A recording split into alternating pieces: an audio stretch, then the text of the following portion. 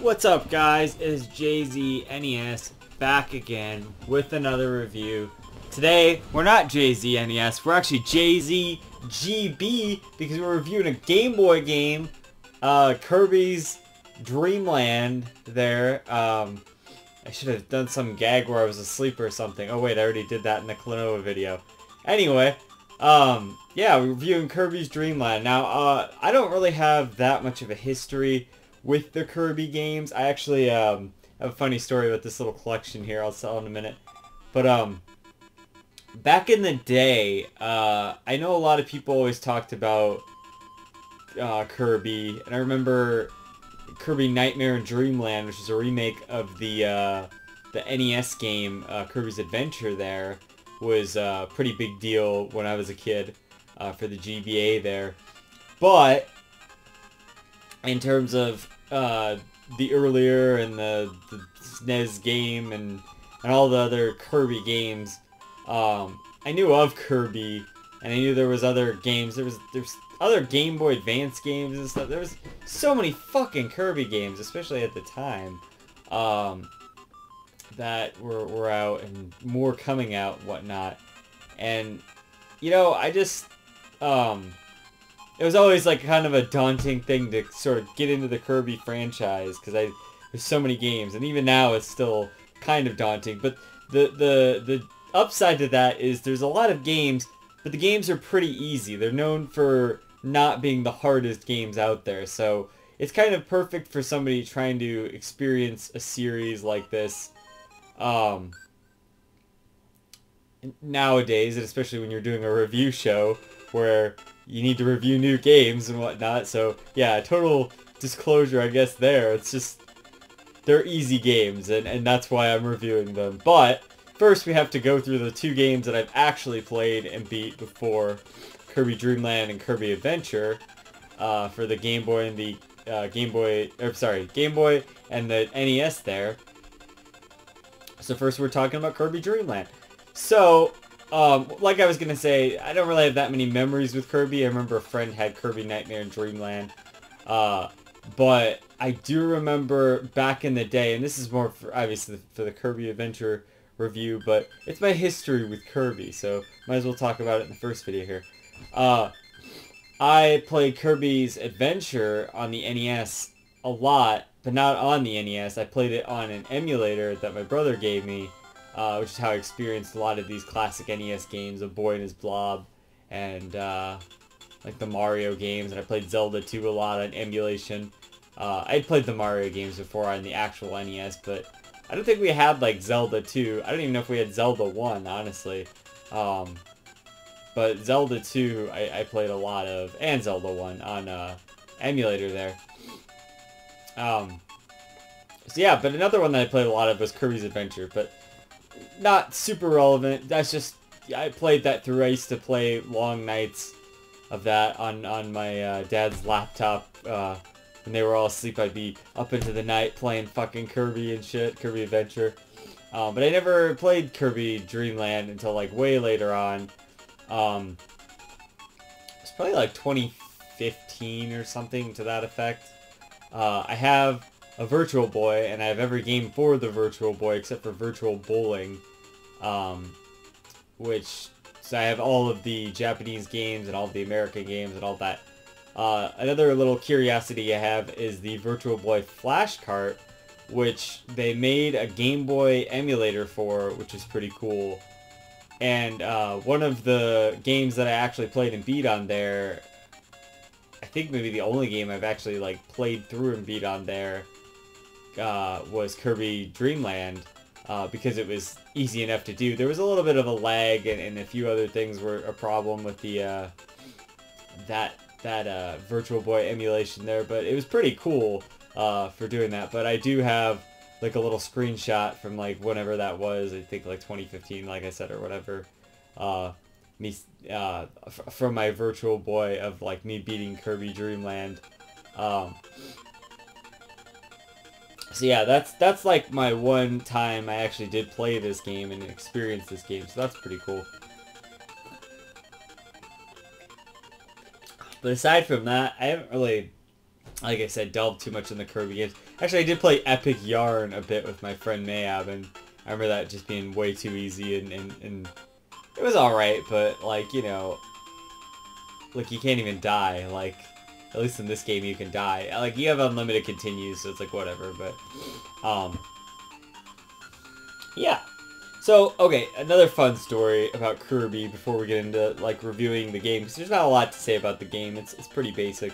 But, so this collection here, Kirby's 20th anniversary collection, when the fuck did this come out, actually? This is, like, I don't know.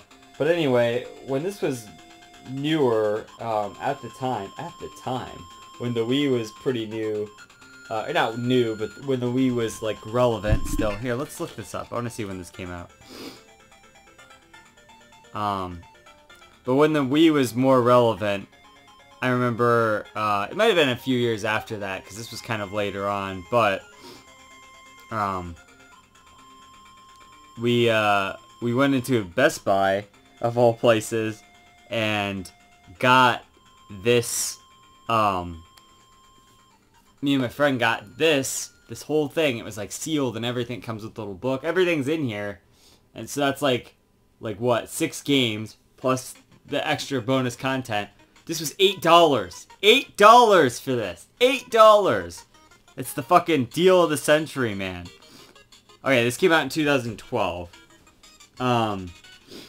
So in 2012, we went in, well, probably 2013 or something, or like maybe even 14. I don't know. They were blowing this out. It was $8 brand new at Best Buy. I don't know what the fuck they were thinking, but me and my friend both bought this. We should have bought multiple copies. It'd be like probably a lot richer right now.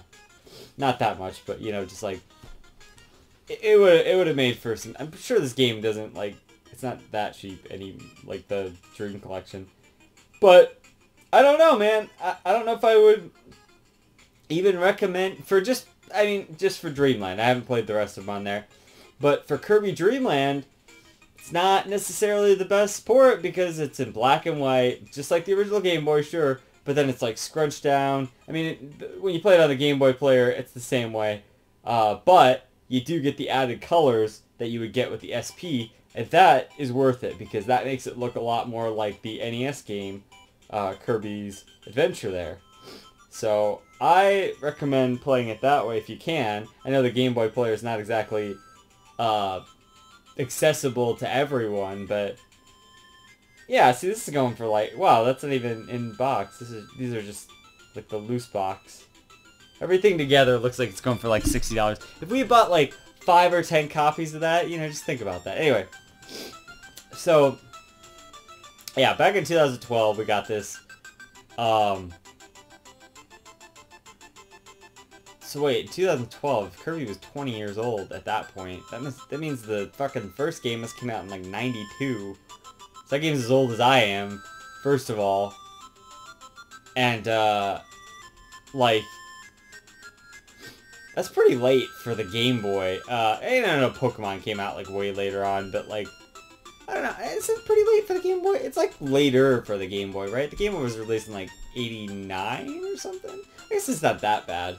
But, I don't know, it just seems like it was kind of later on. I know that the whole point of the game was that for it to be this easy game, and that was kind of, it was designed for beginner gamers, as something easy and accessible for your Game Boy, Color there. Or, sorry, for your Game Boy. I used to say the color part at the end, because that's the one I had back in the day. For the Game Boy there. So, yeah, it was meant to be sort of for the casual gamer, or somebody looking to get into video game. It's just a sort of easy, fun, romp platformer, you know? You just go through it, you have a grand old time. Kirby's pretty simple. He's just like he's a circle, and he's got some little blob arms or whatever. He's adorable, and he floats, and he puffs, and that's his whole deal. Like, they don't even have the copy system yet, which was implemented in Kirby's Adventure, which is pretty much what Kirby's known for now. All you can do in this game is really suck up the enemies and either swallow them by I think pressing B or something, or you can shoot them back at the other enemies. And there's certain little power-ups, like there's this one where it'll let you like shoot stuff from your mouth or whatever. Oh my god. Are we already like at the end of the soundtrack here? I gotta wait a second. This can't be right. It is. It's the last level. What the hell? Anyway, so yeah. What was I saying? So anyway, it's pretty easy, pretty accessible game. Oh yeah. So you can only shoot the enemies. You get certain power-ups, like you get the one where it'll let you shoot stuff from your mouth, kind of, for a limited time. There's an invincibility power-up, and there's like things that'll restore your health, like the max tomato and like the, I don't know, water bottle looking thing or whatever. That restores your health as well. So, so that's good. Those are kind of strewn throughout the levels. There's, kind of like hidden, optional, like, it's a little open, the levels, in a sense. There's multiple paths you can go, and they'll give you certain things, like there's 1-ups and stuff on different paths, and just little hidden things if you, like, kind of explore around. So that's neat. It's not super in-depth or anything. It's all very simple. But there's some charm and some elegance to that, to the simplicity of the game. There's only 5 levels, and it shouldn't take you more than like 2 hours or an hour.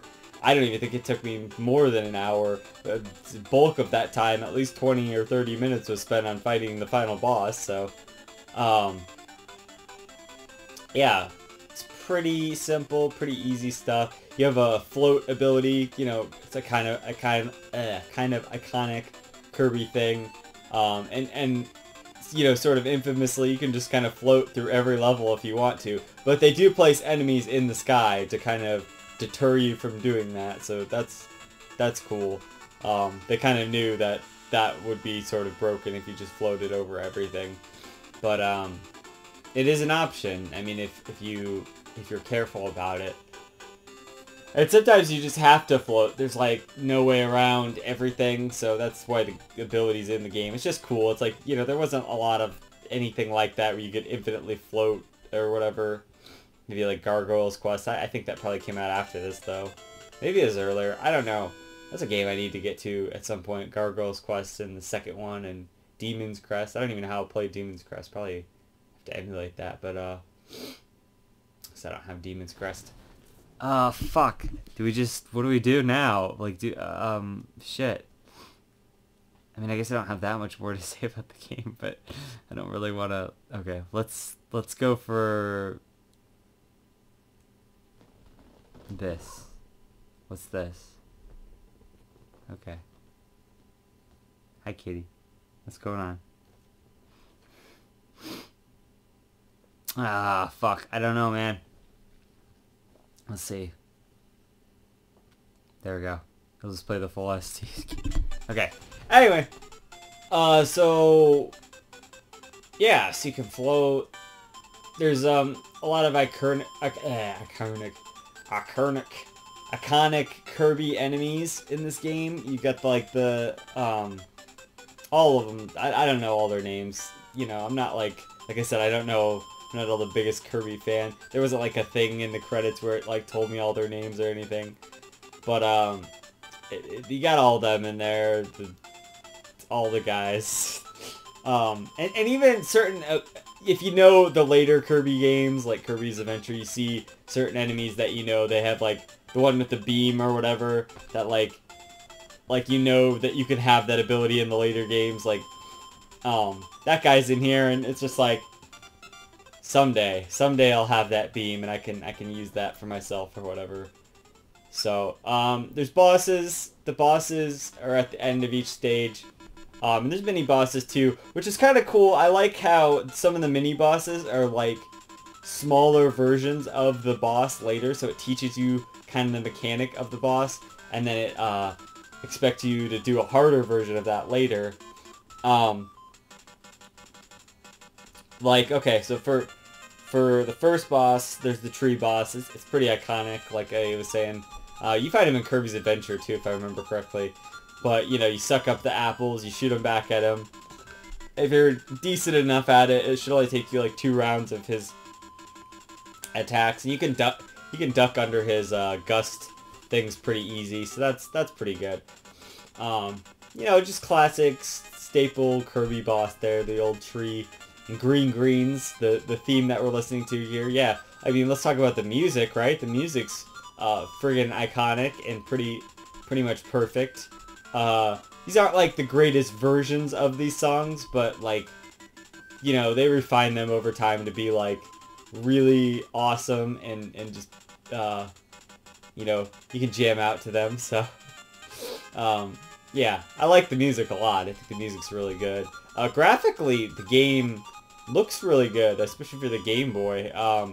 It's very much, I mean, the NES game looks a lot better, but it's very much on par with something like the NES game. It's not as colorful, obviously, because it was originally in black and white. But the colors on the Game Boy player and on the SP kind of do reflect the later games, and it's kind of impressive that they reflect them so much, and I think that's cool. Originally Kirby was white, like you could see it on the game there. By the way, this is my custom case that I made that you can see all of over here on my cassette rack thing, but they're for my Game Boy games. This is what they look like, these little like cassette tape sort of things. And then the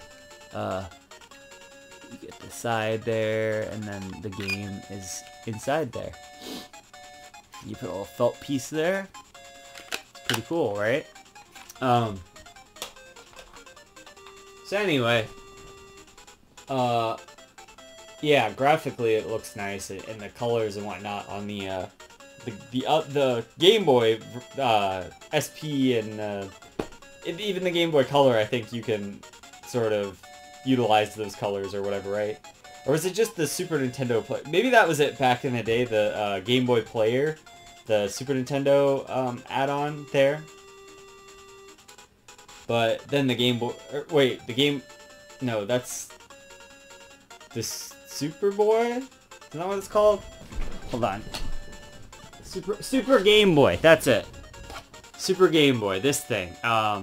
This, I know, utilized those colors, and then they used that same color scheme for the Game Boy player and the SP and stuff. All of those when you would do that. And actually, I don't know if you knew, but on the Game Boy Color, the regular Game Boy Color, you can actually use some of those color palettes too.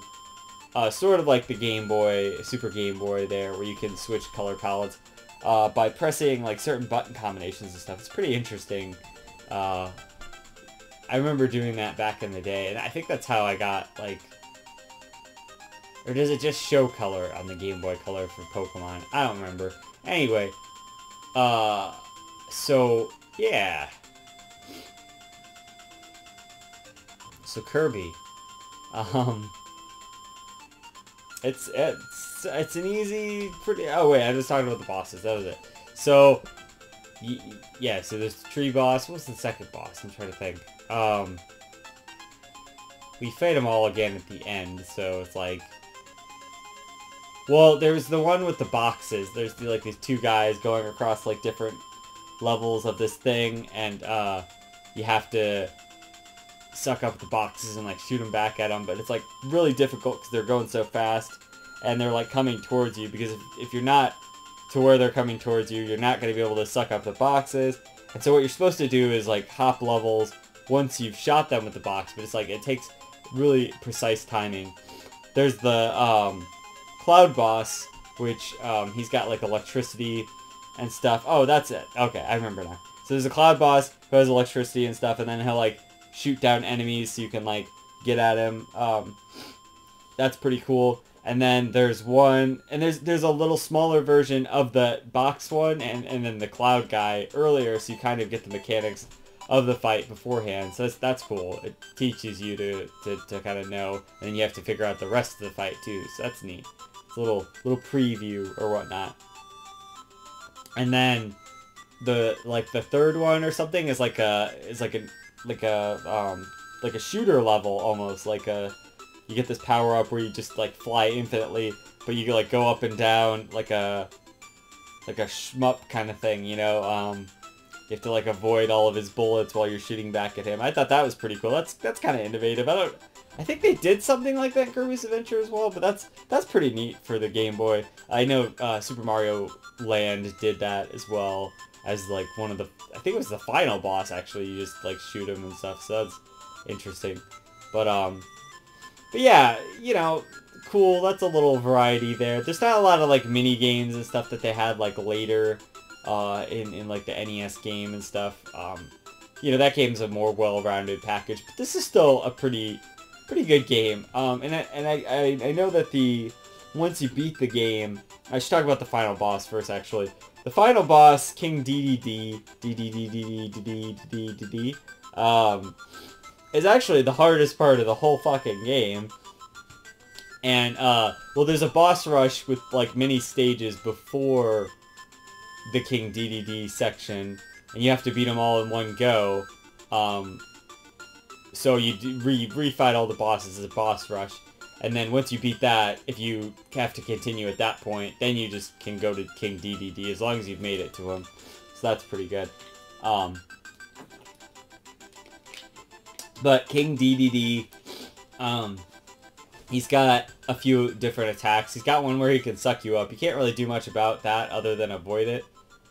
He's got a hammer attack, which when he like slams the hammer down, a star appears for a brief second. You have to like suck that up and shoot it back at him. Or he does an attack where he jumps up and then pounds down. And then there's two stars, one on each side of him there, to where you can shoot those back at him.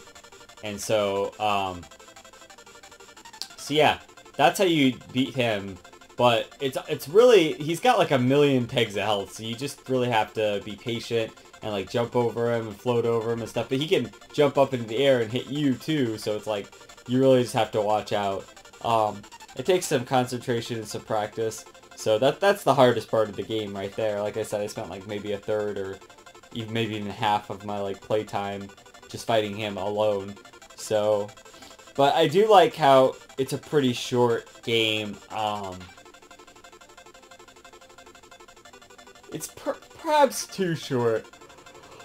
So, because I beat it in one go and just like really fast too. It wasn't even like, I didn't really have that much trouble with it.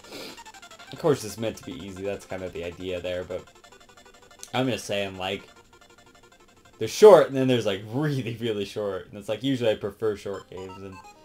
But I commend the game for just doing what it does and getting out too. I like that when games do that. You know, they just stick to it. But this might be like one of the only games in history where I could be like, maybe it was a little too short. You know, like too short's not usually a word with me, but this might be the one exception to that. So anyway, yeah, it's a great game. It's simple and it's a proof of concept really for the Kirby formula, and they only ever improved upon it from here, I would say, well, as far as I know, in Kirby's Adventure. So yeah, I mean, as soon as the next game we get the copy ability and stuff, which isn't in this game, so it's even just more simplistic than that. It's really, that's the word for it. It's simple, but it's fun and engaging, enjoyable. It's short. Everything's really cute and fun. The music's good.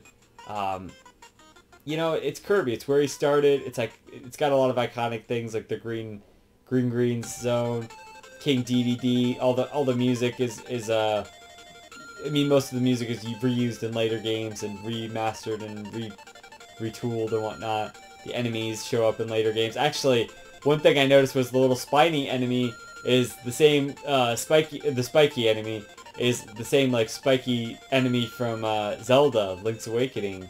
So it's like, you know, it's Dreamland, and then, you know, Link's Awakening's a dream. Spoilers for Link's Awakening, but it's, Link's Awakening's a dream, so it's like dream enemies, you know? They actually have Kirby in Link's Awakening as well. And so, yeah, stuff like that. It's kind of funny.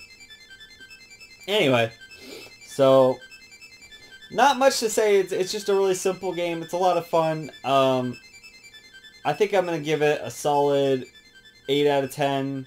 You know, it's pretty decent, but it's like not like mind blowing. It's good for its time. It's just simple. I don't think if you got this back in the day, you would have been too disappointed with it. Oh, I guess I should say, once you beat the game, you get an extra mode by pressing some buttons. It's called Extra Game, and there's like harder enemies and stuff. So like, you get a little bit of replay value there. There's a little replay value to if you want to find all the secrets and whatnot. There's not like any like collectibles or anything. It's just alternate paths to get through the level. So, but it's just cool that there's like you could experience things differently on repeat playthroughs or whatnot. So yeah, pretty good game. Pretty good start to the Kirby franchise there. Hopefully the rest of the series will be really great too. I'm looking forward to it. All I've ever played is Kirby's Adventure. There's Kirby's Dream Land 2, Kirby Dream Land 3.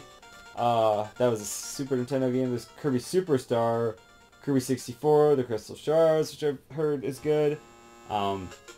Epic Yarn. I don't know. I just want to go through the main series. I think there's a lot of spin-offs and whatnot, but I don't really know if I'm going to do all of those. I just want to tackle the main series Kirby games if possible.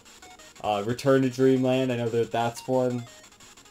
I know there's like a new one. I don't know if I really necessarily want to play that one, but you know, the Switch one or whatever. But I do want to try to play most of them leading up to that.